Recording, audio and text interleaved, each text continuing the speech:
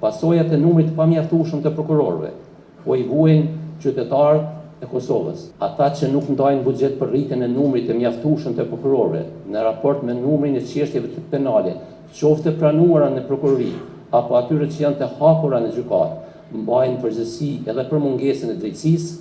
Asnjëherë nuk duhet neglizhuar faktin se grupe të caktuara radikale dhe ekstremiste mund të jenë burim i drejtë për drejtë i terrorizmit.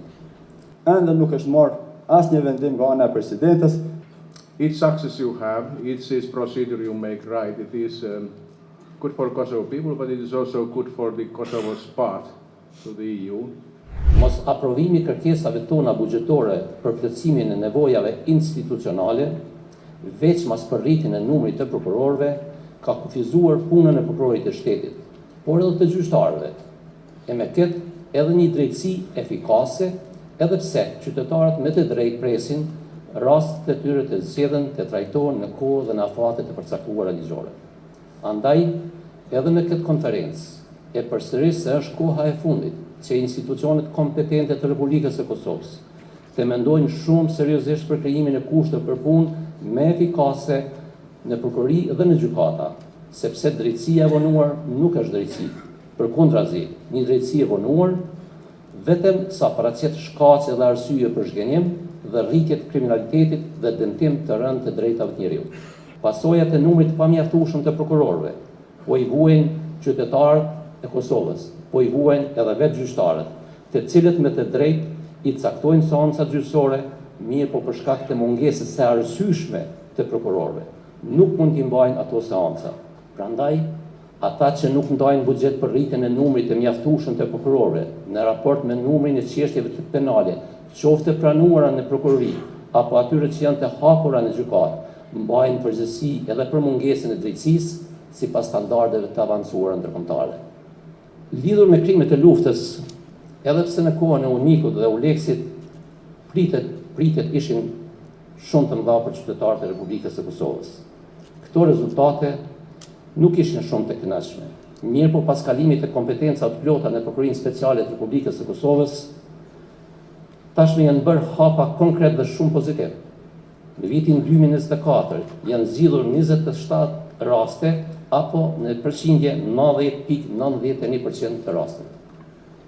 Gjithashtu, gjatë vitit 2024, Prokurori i Shtetit ka trajtuar me shumë seriozitet edhe rastet e terrorizmit, ku janë zgjedhur 45 raste me 92 persona, ndërsa në nëntbujorin e këtij viti u ashtu edhe 3 raste me 15 persona.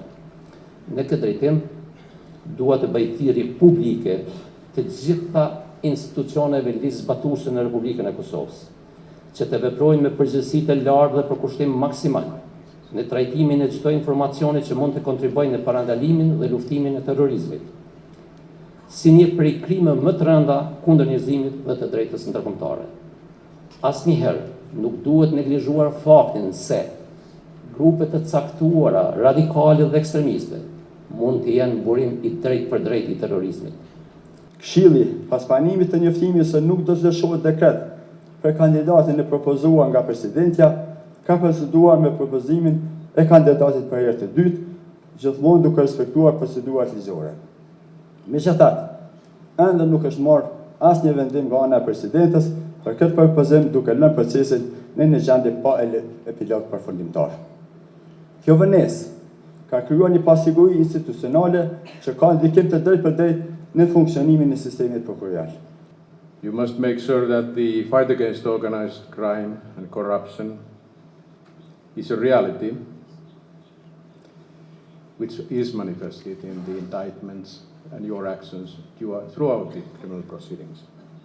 Not just words, but real actions.